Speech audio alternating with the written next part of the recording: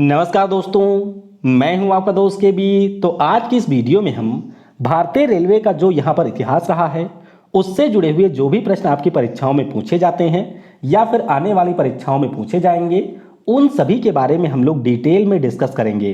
तो पूरा वीडियो बहुत ही ध्यान से देखिएगा और वीडियो अगर आपको पसंद आता है तो इसे लाइक करने के साथ अपने सभी दोस्तों के साथ में शेयर जरूर करिएगा। स्टैटिक जीके पर इससे पहले मैं जो भी वीडियो बना चुका हूं, अगर आपने उन वीडियो को नहीं देखा है तो ऊपर के आई बटन पर उन वीडियो की लिंक मिल जाएगी, वहां से आप उन वीडियो को भी देख सकते हैं। तो चलिए इस वीडियो की हम शुरुआत करते हैं।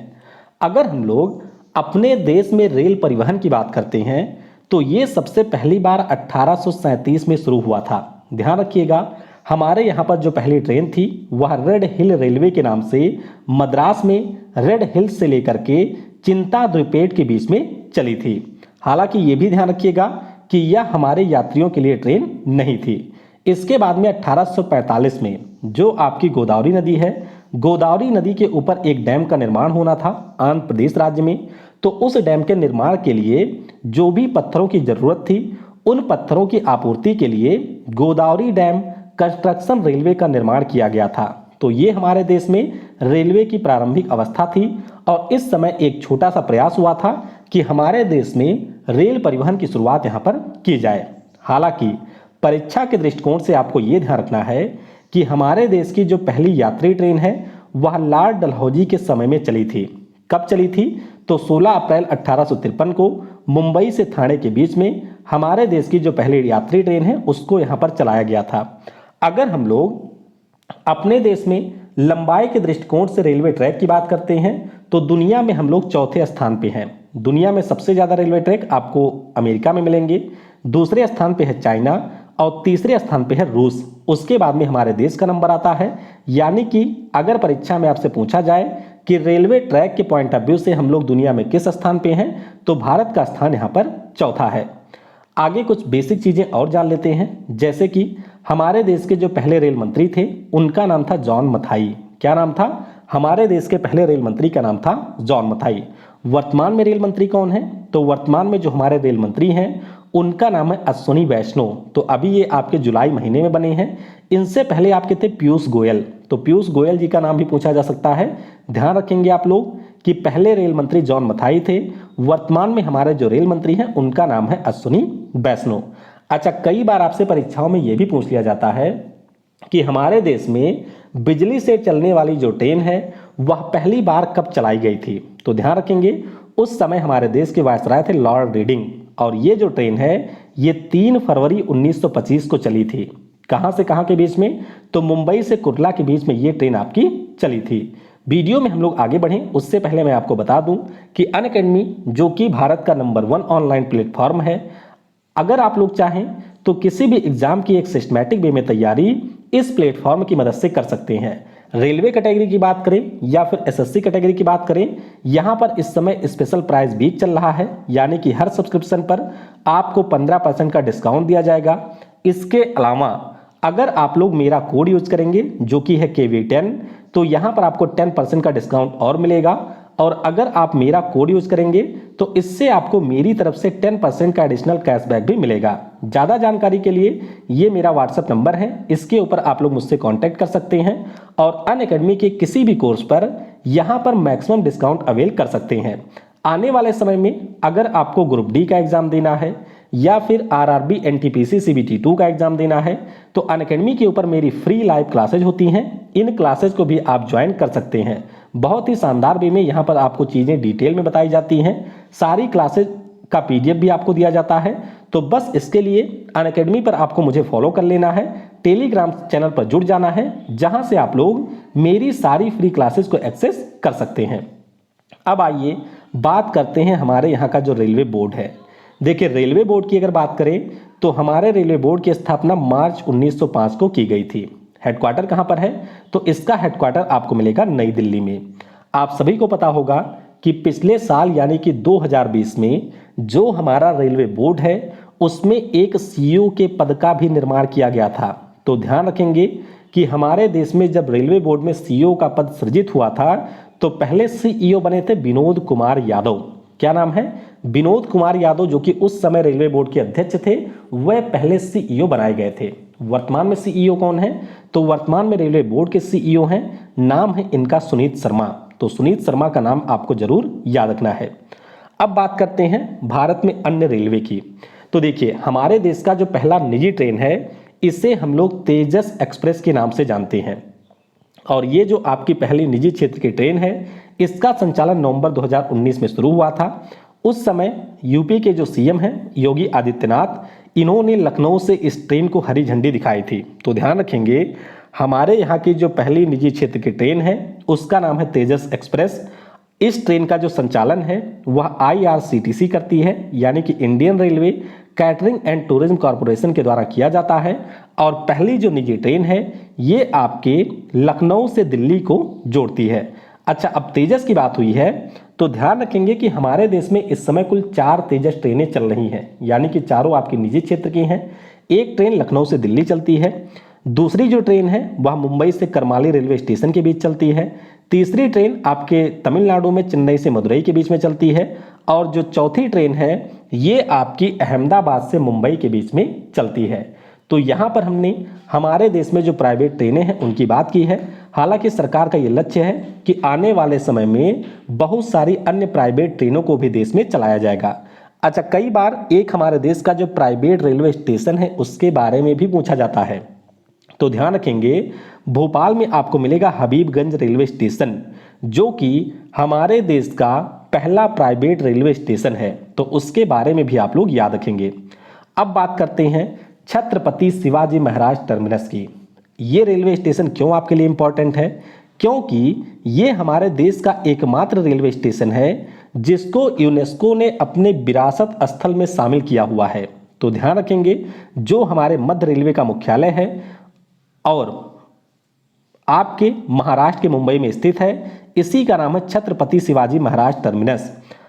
1878 से 88 के बीच में इसका निर्माण अंग्रेजों ने करवाया था, और जब इसका निर्माण हुआ था तो उस समय इसका नाम था विक्टोरिया टर्मिनस। तो ध्यान रखेंगे आप लोग कि जो अंग्रेजों के द्वारा विक्टोरिया टर्मिनस बनाया गया था उसी को हम लोग वर्तमान में छत्रपति शिवाजी महाराज टर्मिनस के नाम से जानते हैं। वास्तुकार का नाम भी बहुत बार पूछा जाता है। तो ध्यान रखेंगे कि फ्रेडरिक विलियम स्टीवन, क्या नाम है? Frederick William Steven Chhatrapati Shivaji Maharaj terminus के इस समय वास्तुकार हैं, और 2004 में यूनेस्को ने इसे अपने हेरिटेज साइट की सूची में शामिल किया था। अच्छा, हमारे देश में 3 आपके ऐसे रेल मार्ग हैं जिनको यूनेस्को ने अपने विरासत में शामिल किया है। अब यहाँ पर कंफ्यूज बिल्कुल मत होइएगा, अगर आपसे रेलवे स्टेशन पूछा जाता है तो आप लोग बताएंगे कि छत्रपति शिवाजी महाराज रेलवे टर्मिनस जो है वह यूनेस्को के हेरिटेज में शामिल है। लेकिन अगर हम लोग यहाँ पर रेलवे ट्रैक की बात करते हैं तो भारतीय पर्वतीय रेलवे के अंतर्गत हमारे देश के जो 3 ट्रैक हैं उनको यूनेस्को ने अपने हेरिटेज में शामिल किया हुआ है। कौन कौन से हैं? तो एक तो हमारा है दार्जिलिंग हिमालयन रेलवे, इसको 1999 में शामिल किया था, पश्चिम बंगाल का है। उसके बाद में है नीलगिरी पर्वतीय रेलवे, जिसको 2005 में शामिल किया गया था, ये तमिलनाडु में आपका है। और उसके बाद में एक हमारा है कालका शिमला रेलवे, जो कि आपको हिमाचल प्रदेश में मिलेगा। तो ध्यान रखेंगे, हमारे देश में 3 पर्वतीय रेलवे हैं जिनको यूनेस्को ने अपनी विरासत में शामिल किया हुआ है। अब बात करते हैं हमारे देश में जो रेलवे के 18 जोन हैं, तो अच्छे से रेलवे जोन आपको जरूर याद रखना है। आइए एक एक करके इन सभी रेलवे जोन के बारे में हम लोग यहाँ पर जानते हैं। सबसे पहले बात करेंगे उत्तरी पश्चिमी रेलवे की। तो ध्यान रखेंगे, उत्तरी पश्चिमी रेलवे का जो हेडक्वार्टर है ये आपको जयपुर में मिलेगा। फिर बात करते हैं पश्चिमी मध्य रेलवे की, तो इसका जो हेडक्वार्टर है वह मध्य प्रदेश के जबलपुर में है। फिर आते हैं हम लोग मुंबई में। तो ध्यान रखिएगा, मुंबई में आपको 2 रेलवे जोन का हेडक्वार्टर मिलेगा। एक मैंने आपको ऊपर ही बता दिया था, तो एक हमारा है पश्चिमी रेलवे जिसका हेडक्वार्टर आपको चर्च गेट में देखने को मिलेगा, और दूसरा हमारा है मध्य रेलवे, इसका जो हेडक्वार्टर है वह आपको छत्रपति शिवाजी महाराज टर्मिनस पर देखने को मिलेगा। तो मुंबई में आपके 2 हेडक्वार्टर हैं। फिर चलते हैं कर्नाटक में।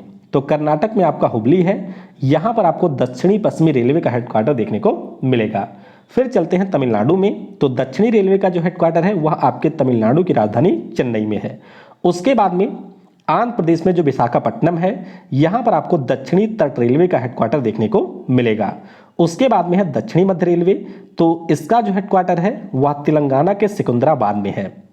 उसके बाद में चलिए छत्तीसगढ़ में, तो ये देख सकते हैं छत्तीसगढ़ में जो बिलासपुर है यहाँ पर आपको दक्षिणी पूर्वी मध्य रेलवे का हेडक्वार्टर मिलेगा। फिर आते हैं भुवनेश्वर में जो कि उड़ीसा की कैपिटल है, तो यहाँ पर आपको पूर्वी सीमा प्रांत का हेडक्वार्टर देखने को मिलेगा। उसके बाद में आइए कोलकाता में, तो कोलकाता में आपको हमारे देश के 3 रेलवे का हेडक्वार्टर देखने को मिलेगा। कौन कौन सा? एक तो आपका है पूर्वी रेलवे, दूसरा हमारा है दक्षिणी पूर्वी रेलवे और तीसरा आपका है कोलकाता मेट्रो। तो ध्यान रखेंगे कि कोलकाता में हमारे 3 रेलवे का हेडक्वार्टर है, पूर्वी रेलवे, दक्षिणी पूर्वी रेलवे और फिर हमारा है कोलकाता मेट्रो। उसके बाद में चलते हैं असम के गुवाहाटी में, तो गुवाहाटी की बात करें तो यहाँ पर जो हमारा उत्तरी पूर्वी सीमा प्रांत रेलवे है उसका हेडक्वार्टर असम के गुवाहाटी में स्थित है। फिर बात करते हैं पूर्वी मध्य रेलवे की, तो इसका हेडक्वार्टर बिहार के हाजीपुर में है। उत्तर पूर्वी रेलवे की बात करें तो उत्तर प्रदेश के गोरखपुर में इसका हेडक्वार्टर है। उत्तरी मध्य रेलवे की बात करें तो प्रयागराज यानी कि इलाहाबाद में इसका हेडक्वार्टर है। और फिर हमारा आता है फाइनली उत्तरी रेलवे, जिसका हेडक्वार्टर आपको दिल्ली में देखने को मिलेगा। तो ये हमारे 18 रेलवे जोन हैं, अच्छे से इनके बारे में आप लोग याद रखेंगे। अब बात करते हैं हमारे देश में जो रेलवे ट्रैक होते हैं वो किस प्रकार के होते हैं। देखिए, पहला हमारा होता है मीटर गेज, जो कि इस समय आपको सबसे ज़्यादा देखने को मिलेगा। यहाँ पर जो हमारी 2 लाइनें होती हैं उनके बीच की दूरी होती है 1 मीटर। फिर बात करते हैं चौड़ी या बड़ी लाइन की, तो ध्यान रखिएगा इनके बीच की जो दूरी होती है वह आपकी 5.5 फीट होती है। फिर हमारा आता है छोटी लाइन, तो छोटी लाइन की बात करते हैं तो यहाँ पर जो 2 ट्रैक होते हैं उनके बीच की दूरी 762 मिलीमीटर होती है। तो इसके बारे में आप लोग अच्छे से याद रखेंगे। अब बात करते हैं एक और महत्वपूर्ण चीज कि हमारे देश में कौन कौन से ऐसे स्थान हैं जहां पर रेलवे के डिब्बों का निर्माण होता है। तो 4 स्थान ऐसे हैं जहां पर आपके रेल के डिब्बे बनाए जाते हैं और इनसे बहुत बार प्रश्न पूछा जाता है। तो देखिए, पहला हमारा है रेल कोच फैक्ट्री, जो कि आपको पंजाब के कपूरथला में देखने को मिलेगा। उसके बाद में है इंटीग्रल कोच फैक्ट्री, जो कि इस समय सबसे ज़्यादा डिब्बे बना रहा है, तो तमिलनाडु के पेरम्बूर में आपको देखने को मिलेगा। फिर हमारा है मॉडर्न कोच फैक्ट्री, जो कि आपको रायबरेली में देखने को मिलेगा उत्तर प्रदेश के। और एक हमारा है कोच मैन्युफैक्चरिंग यूनिट, जो कि आपको पश्चिम बंगाल के हल्दिया में देखने को मिलेगा। तो rail coach factory, integral coach factory Perambur, modern coach factory Raebareli और कोच मैन्युफैक्चरिंग यूनिट ये आपको पश्चिम बंगाल के हल्दिया में देखने को मिलेगी। अब आइए बात करते हैं उन फैक्ट्री की जहां पर रेल के इंजन बनाए जाते हैं। तो ध्यान रखेंगे, पहला हमारा है चितरंजन लोकोमोटिव वर्क्स, यहां पर आपके बिजली के इंजन बनाए जाते हैं और पश्चिम बंगाल में ये आपको देखने को मिलेगा। फिर बात करते हैं डीजल लोकोमोटिव वर्क्स की, ये आपको उत्तर प्रदेश के वाराणसी में देखने को मिलेगा। उसके बाद में आता है डीजल लोकोमोटिव फैक्ट्री, जिसका हेडक्वार्टर जो कि आपको बिहार के मारहोरा में देखने को मिलेगी और यहाँ पर मालगाड़ियों के लिए इंजन बनाया जाता है। फिर आता है इलेक्ट्रिक लोकोमोटिव फैक्ट्री, जो कि आपको बिहार के मधेपुरा में देखने को मिलेगी।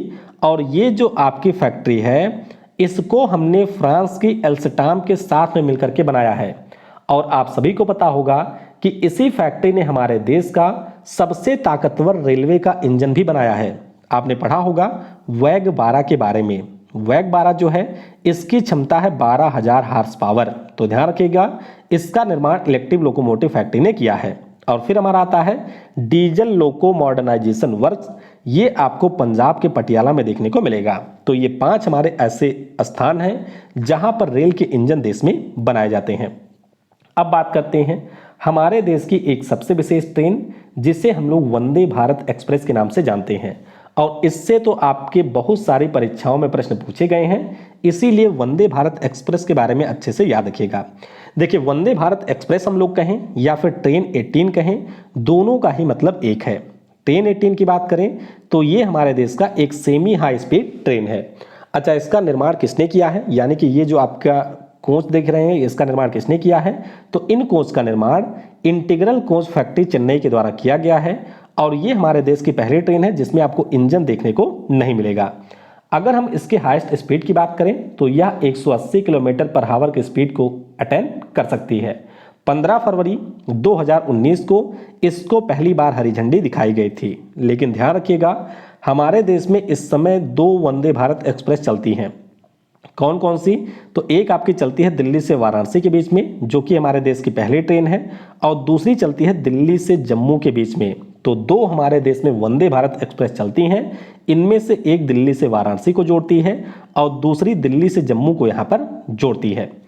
अब बात करते हैं कोंकण रेलवे परियोजना की। इससे भी बहुत बार परीक्षाओं में प्रश्न पूछा जाता है, तो ध्यान रखेंगे जो कोंकण रेलवे परियोजना है 1990 में इसकी शुरुआत हुई थी। कब हुई थी? 1990 में इसकी शुरुआत हुई थी। किसको ये कनेक्ट करता है? तो महाराष्ट्र में आपको मिलेगा रोहा और कर्नाटक में आपको मिलेगा मंगलुरु।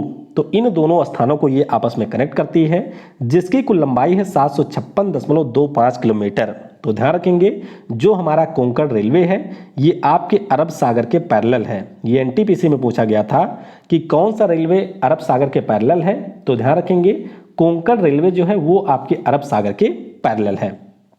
अब आइए रेलवे से जुड़े हुए जो प्रश्न आपकी परीक्षाओं में पूछे गए हैं उन प्रश्नों को हम लोग यहाँ पर डिटेल में डिस्कस करते हैं। तो पहला प्रश्न हमारा है कि भारत की जो पहली मेट्रो सेवा है ये कहाँ पर शुरू की गई थी? तो ध्यान रखेंगे जो हमारे देश की पहली मेट्रो सेवा है ये शुरू हुई थी कोलकाता में। कब शुरू हुई थी? तो 24 अक्टूबर 1984 को ये शुरू की गई थी। और मैंने आपको बताया कि हमारे देश की एकमात्र मेट्रो कोलकाता मेट्रो है जिसको एक रेलवे जोन का दर्जा मिला हुआ है। तो ये भी आपको यहाँ से याद रखना है। फिर बात करते हैं कि हमारे देश का सबसे लंबा रेलवे ब्रिज कौन सा है। तो देखिए अगर हम लोग रेलवे की बात करते हैं यानी कि ऐसा ब्रिज जहां से सिर्फ रेलगाड़ियां ही गुजरती हैं, तो इसका नाम है वेम्बानद रेल सेतु। कहां पर है? तो ये आपको केरल में देखने को मिलेगा और इसकी टोटल लंबाई है 4.62 किलोमीटर। क्या है? वेम्बानद रेल सेतु इसका नाम है और टोटल लंबाई है 4.62 किलोमीटर। अगर आपसे परीक्षा में यह पूछा जाए कि हमारे देश का जो सबसे लंबा रेल कम रोड ब्रिज है उसका नाम क्या है, तो इसका नाम है बोगीबील सेतु। ध्यान रखेंगे ये जो आपका ब्रिज है वह अरुणाचल प्रदेश से असम को कनेक्ट करता है और आपके ब्रह्मपुत्र नदी पर इसका निर्माण किया गया है। इसकी टोटल लंबाई कितनी है? तो 4.94 किलोमीटर इसकी टोटल लंबाई है। अब देखिए कंफ्यूज मत होइएगा, अगर आपसे परीक्षा में सबसे लंबा रेलवे ब्रिज पूछा जाए और उसमें आपको ऑप्शन मिलता है बोगीबील, तब तो आप लोग बोगीबील को ही टिक करेंगे। लेकिन अगर बोगीबील ऑप्शन में नहीं होता है तो फिर आप लोग वेम्बानद रेल सेतु को यहां पर टिक करेंगे। अगला हमारा प्रश्न है कि भारतीय रेलवे वित्तीय प्रबंधन संस्थान कहां पर स्थित है। यह प्रश्न भी पूछा गया था एनटीपीसी में। तो ध्यान रखिएगा तेलंगाना के सिकंदराबाद में आपको भारतीय रेलवे प्रबंधन संस्थान देखने को मिलेगा। और आपको यह भी ध्यान रखना है कि 2013 में जो हमारा रेलवे बजट था वह आपके यहीं से घोषित किया गया था। यानी कि जो हमारा भारतीय रेलवे वित्तीय प्रबंधन संस्थान है ये आपको सिकंदराबाद में मिलेगा और 2013 में रेलवे बजट यहीं से आपका घोषित किया गया था। अगला प्रश्न है कि भारत के पहले रेल मंत्री कौन थे। तो ये तो मैंने आपको बता दिया कि जॉन मथाई हमारे पहले रेल मंत्री थे। अगला प्रश्न है कि भारत में जो पहली शताब्दी ट्रेन है वो कब चली थी। काफी ज्यादा महत्वपूर्ण प्रश्न है, ध्यान रखिएगा। पहली शताब्दी ट्रेन 14 नवंबर 1988 को चली थी और इसने नई दिल्ली से झांसी को जोड़ा था। यानी कि नई दिल्ली से झांसी के बीच में हमारे देश की पहली शताब्दी ट्रेन चली थी। कब चली थी? तो 14 नवंबर 1988 को इसे चलाया गया था। अगला प्रश्न है कि भारतीय रेलवे ने किस वर्ष तक नेट जीरो कार्बन उत्सर्जन को प्राप्त करने का लक्ष्य निर्धारित किया है। काफी ज्यादा महत्वपूर्ण प्रश्न है। तो ध्यान रखिएगा रेलवे ने यह घोषणा की है कि 2030 तक, कब? 2030 तक हम लोग नेट जीरो हो जाएंगे। तो इसके बारे में भी आपको याद रखना है। अगला प्रश्न है कि भारतीय रेलवे को पूरी तरीके से विद्युतीकृत रखने का लक्ष्य कब रखा गया है। यह भी काफी महत्वपूर्ण प्रश्न है। तो ध्यान रखेंगे दिसंबर 2023 तक भारतीय रेलवे को पूरी तरीके से विद्युतीकृत रखने का लक्ष्य रखा गया है। अब देखिए इसका सिंपल सा मतलब यह है कि हमारे देश में जितने भी रेलवे ट्रैक होंगे उनके ऊपर आपको बिजली के तार मिलेंगे और जो भी हमारी रेलगाड़ियां होंगी वो सारी आपके बिजली से ही चलेंगी। अगला प्रश्न है कि किस वर्ष जो रेलवे का बजट है उसको सामान्य बजट के साथ में विलय कर दिया गया था।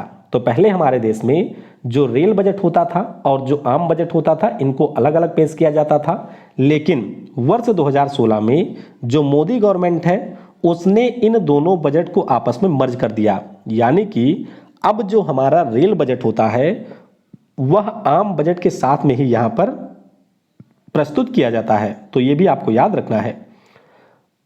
अगला प्रश्न है कि भारत की जो पहली इंजन रहित ट्रेन है उसका नाम क्या है, तो ये मैंने आपको बता दिया, वंदे भारत एक्सप्रेस या फिर जिसे हम लोग ट्रेन 18 कहते हैं, ये हमारे देश की पहली इंजन रहित ट्रेन है। अगला प्रश्न है कि इनमें से कौन सा रेलवे अरब सागर के समानांतर चलता है, तो ध्यान रखिएगा ये आपका है कोंकण रेलवे, और ये महाराष्ट्र से कर्नाटक को जोड़ती है, बीच में आपका गोवा भी आता है। हाँ, और ये भी ध्यान रखेंगे कि स्थापना तो इसकी 1990-91 में हो गई थी, लेकिन जो पहली ट्रेन है वह 20 मार्च 1993 को कोंकण रेलवे में चलाई गई थी। अगला हमारा प्रश्न है कि भारत के किस राज्य में सबसे ज़्यादा आपको रेलवे लाइन देखने को मिलेंगे, तो रेलवे लाइन की बात करें सबसे ज़्यादा आपको मिलेंगे उत्तर प्रदेश में। यहाँ पर इनकी टोटल लंबाई है 9,177.45 किलोमीटर, यानी कि 9,077.45 किलोमीटर इनकी टोटल लंबाई है। राजस्थान की बात करें तो यहाँ पर दूसरे नंबर पर सबसे ज़्यादा ट्रैक हैं, जहाँ पर इसकी लंबाई है 5893.10 किलोमीटर। अगला प्रश्न है कि भारत का सबसे लंबा रेलवे प्लेटफॉर्म कौन सा है, तो आप सभी को पता होगा कि जो गोरखपुर में रेलवे प्लेटफॉर्म है ये हमारे देश का सबसे लंबा रेलवे प्लेटफॉर्म है। लेकिन आपको ध्यान रखना है कि कर्नाटक में जो हुबली है, हुबली रेलवे स्टेशन पर हमारे देश का सबसे लंबा रेलवे प्लेटफॉर्म बनाया जा रहा है। हो सकता है कि आने वाले 3-4 महीनों में इसका उद्घाटन कर दिया जाए, तो अभी के लिए गोरखपुर वाला है, लेकिन आने वाले 3-4 महीनों में हो सकता है कि हुबली रेलवे स्टेशन हमारे देश का सबसे लंबा रेलवे प्लेटफॉर्म बन जाए। अगला प्रश्न है कि बौद्ध स्थलों की यात्रा के लिए IRCTC के द्वारा संचालित ट्रेन कौन सी है, तो ये जो ट्रेन है इसका नाम है महापरिनिर्वाण एक्सप्रेस। क्या नाम है? महापरिनिर्वाण एक्सप्रेस इसका नाम है। 28 मार्च 2007 को इसकी शुरुआत की गई थी, और हमारे बुद्ध भगवान के जीवन से जुड़े हुए स्थल हैं, जैसे कि लुम्बिनी हो गया, बोध गया हो गया, वाराणसी है और कुशीनगर है, इनको आपस में ये कनेक्ट करती है। अगला प्रश्न है कि 2011 में रेलवे इंजीनियर रेजिमेंट में शामिल होने वाली पहली महिला जवान कौन थी? काफ़ी ज़्यादा महत्वपूर्ण प्रश्न है, ध्यान रखिएगा। इनका नाम है शांति टिग्गा। क्या नाम है? शांति टिग्गा इनका नाम है, और ये हमारे भारतीय सेना की पहली महिला जवान भी थी। हालांकि अनफॉर्चुनेटली इनकी डेथ भी हो चुकी है, लेकिन ध्यान रखिएगा कि रेलवे इंजीनियर रेजिमेंट में शामिल होने वाली पहली महिला जवान थी। नाम इनका है शांति टिग्गा। अगला हमारा प्रश्न है कि रेलवे बोर्ड के पहले CEO कौन थे? तो ध्यान रखेंगे पहले CEO थे BK यादव, और वर्तमान में जो हमारे CEO हैं उनका नाम है सुनीत शर्मा। अगला प्रश्न है कि रेलवे ट्रैक की लंबाई के अनुसार हम लोग दुनिया में किस स्थान पर हैं? तो ध्यान रखेंगे हम लोग चौथे स्थान पे हैं। पहले स्थान पर अमेरिका है, दूसरे पे चाइना है, और तीसरे पे आता है रसिया। अगला प्रश्न है कि भारत में सौर ऊर्जा से संचालित पहली ट्रेन कहाँ से चली थी? तो ध्यान रखेंगे आप लोग, ये जो पहली ट्रेन है इसको 2017 में 14 जुलाई को चलाया गया था। तो कहाँ से ये चली थी? दिल्ली के सफदरगंज से ये चली थी, और इसने हरियाणा के फारूक नगर को जोड़ा था। अगला प्रश्न है कि भारत में सबसे लंबी रेलवे सुरंग कौन सी है? तो ये मैंने आपको बता दिया। ध्यान रखेंगे पीर पंजाल है भारत की सबसे लंबी रेलवे सुरंग, जो कि आपको जम्मू कश्मीर में देखने को मिलेगी। 11.2 किलोमीटर इसकी टोटल लंबाई है। अगर आपसे पूछा जाए कि हमारे देश की सबसे लंबी विद्युतीकृत रेल सुरंग कौन सी है, अब दोनों में आपके अंतर है। देखिए, अगर हम लोग सबसे लंबी रेलवे सुरंग की बात करते हैं तो यह एक हमारा ऐसा टनल है जहां पर लाइट वाली गाड़ियां आपकी नहीं चलती हैं, यानी कि डीजल वाली गाड़ियां चलती हैं, क्योंकि इसका इलेक्ट्रिफिकेशन नहीं हुआ है। लेकिन अगर पूछा जाए कि ऐसी कौन सी सुरंग है हमारे देश की सबसे लंबी जिसमें आपकी बिजली से चलने वाली गाड़ियां चलती हैं, तो ये कौन सा हो जाएगा? ये आपके आंध्र प्रदेश में है। 2019 में इसका उद्घाटन किया था MB नायडू जी ने, और ये चेरोपल्ली से रोपरू को आपस में कनेक्ट करती है। इसकी लेंथ कितनी है? तो 6.64 किलोमीटर इसकी टोटल लेंथ है। अगला प्रश्न है कि भारत का 17वां रेलवे जोन कौन सा है? ध्यान रखिएगा ये परीक्षा में पूछा गया प्रश्न है। तो कोलकाता मेट्रो हमारे यहाँ का 17वां रेलवे जोन है। 18वें की बात करें तो दक्षिणी तट रेलवे, जो कि विशाखापट्टनम में है आंध्र प्रदेश के, ये 18वां रेलवे जोन है। और अगर आपसे पहला रेलवे जोन पूछा जाए तो ये हमारा है मध्य रेलवे। कौन सा है? मध्य रेलवे, जो कि आपको चर्च गेट मुंबई में मिलेगा। ये हमारे देश का पहला रेलवे जोन है। अगला प्रश्न है कि विश्व का सबसे लंबा रेल मार्ग कौन सा है? तो ध्यान रखेंगे, बहुत ही ज्यादा महत्वपूर्ण प्रश्न है। सबसे लंबा आपका है ट्रांस साइबेरियन रेलवे। कौन सा? Trans Siberian railway. ये आपके रूस का जो राजधानी है मॉस्को बिल्कुल पश्चिम में, उसको जोड़ता है व्लादिवोस्तोक से, जो कि रूस के बिल्कुल पूरब में है। टोटल इसकी जो लंबाई है वह 9289 किलोमीटर है। कितनी है? 9289 किलोमीटर। तो इसके बारे में भी आप लोग याद रखेंगे। अगला हमारा प्रश्न है कि भारत में जो पहली ट्रेन है ये किस वर्ष चलाई गई थी? तो मैंने आपको बता दिया कि 16 अप्रैल 1853 को ये ट्रेन चलाई गई थी। अगला प्रश्न है कि जो दूसरी वंदे भारत एक्सप्रेस है वो किन शहरों को जोड़ती है? तो पहली हमारी जोड़ती है वाराणसी से दिल्ली को, दूसरी जोड़ती है दिल्ली से कटरा, जो कि है जम्मू में। तो ये 5 अक्टूबर को चली थी और पहली वाली आपकी 15 फरवरी से चली थी। अगला प्रश्न है कि भारत में संचालित पहली सुपरफास्ट ट्रेन कौन सी है? तो ये भी काफी महत्वपूर्ण है। ध्यान रखिएगा, इस ट्रेन का नाम है डेक्कन क्वीन। क्या नाम है? डेक्कन क्वीन इसका नाम है। मुंबई से पुणे के बीच में 1 जून 1930 को इस ट्रेन को चलाया गया था। अगला प्रश्न है कि भारतीय रेलवे का राष्ट्रीयकरण किस वर्ष हुआ था? यानी कि इसको नेशनलाइज कब किया गया था? तो इसे नेशनलाइज किया गया था 1951 में। काफी महत्वपूर्ण है, तो इसके बारे में भी आप लोग याद रखेंगे। अगला प्रश्न है कि हमारे देश का जो पहला रेल विश्वविद्यालय है ये आपके कहां पर खोला गया था? तो पहला रेल विश्वविद्यालय ये खोला गया था गुजरात के वडोदरा में। कहां पर है? गुजरात के वडोदरा में ये स्थित है। अच्छा, स्थापना इसकी कब हुई थी? तो 5 सितंबर 2018 को स्थापना हुई थी। और इसका जो आपका नाम है, नाम इसका है national rail and transportation institute. तो चाहे रेल विश्वविद्यालय पूछा जाए या national rail and transportation institute पूछा जाए, दोनों का मतलब एक ही है और ये आपको बड़ोदरा में देखने को मिलेगा। अगला प्रश्न है कि भारत की सबसे लंबी दूरी तय करने वाली ट्रेन का नाम क्या है? तो इस ट्रेन का नाम क्या है? इस ट्रेन का नाम है विवेक एक्सप्रेस। आप सभी को पता होगा कि एग्जाम पे जो हमारे विवेक सर हैं वो काफ़ी लंबी क्लास भी लेते हैं, लगभग 12-12 घंटे की। तो उसी से आप लोग इसको कनेक्ट कर सकते हैं कि हमारे देश में जो सबसे लंबी दूरी तक चलने वाली ट्रेन है उसका भी नाम है यहाँ पर विवेक एक्सप्रेस। और 2013 में इसकी शुरुआत हुई थी। किसको ये आपस में जोड़ता है? तो असम में जो डिब्रूगढ़ है उसको तमिलनाडु के कन्याकुमारी से ये जोड़ता है। टोटल डिस्टेंस की बात करें तो 4286 किलोमीटर के डिस्टेंस ये कवर करती है। अगला प्रश्न है कि रेलवे ट्रैक में दरार का पता लगाने के लिए किस डिवाइस का प्रयोग किया जाता है? तो इस डिवाइस का नाम है अल्ट्रासोनिक डिवाइसेज। क्या नाम है? अल्ट्रासोनिक जो डिवाइसेज होती हैं उनका उपयोग रेलवे ट्रैक में दरार का पता लगाने के लिए किया जाता है। अगला प्रश्न है कि राष्ट्रीय राजमार्गों को रेलवे क्रॉसिंग से मुक्त करने के लिए शुरू की गई योजना का नाम क्या है? तो इस योजना का नाम है सेतु भारतम। क्या नाम है? सेतु भारतम इस योजना का नाम है। 4 मार्च 2016 को इसकी शुरुआत हुई थी और टारगेट ये रखा गया था कि 2019 तक यहाँ पर हमारे जो भी राष्ट्रीय राजमार्ग हैं उनको रेलवे क्रॉसिंग से मुक्त कर दिया जाए। आखिरी हमारा प्रश्न है कि किसके नेतृत्व में 1974 में 20 दिनों का रेल हड़ताल हुआ था? ये आपके एनटीपीसी में पूछा गया प्रश्न है। तो ध्यान रखिएगा, ये शुरू हुआ था जॉर्ज फर्नांडिस के द्वारा। किसने शुरू किया था? बाद में ये हमारे रेल मंत्री भी रहे थे। पिछले साल अभी इनका निधन हुआ है। तो इन्हीं के द्वारा 20 दिनों का रेल हड़ताल किया गया था 1974 में। तो इस प्रकार से लगभग कंप्लीट जीके हमने डिस्कस कर लिया है भारतीय रेलवे से संबंधित। और जाते जाते आपके लिए एक यहाँ पर प्रश्न है, आपको नीचे कमेंट में ये बताना है कि हमारे देश में सबसे धीमी चलने वाली ट्रेन का नाम क्या है और वो ट्रेन आपके किस राज्य में चलती है। वीडियो को समय देने के लिए आपको बहुत बहुत धन्यवाद। जय हिंद, जय भारत। और सबसे जरूरी, पढ़ेगा भारत तो बढ़ेगा भारत। और अगर आपने वीडियो को यहाँ तक देखा है तो नीचे कमेंट में लिखिएगा yes I can do it.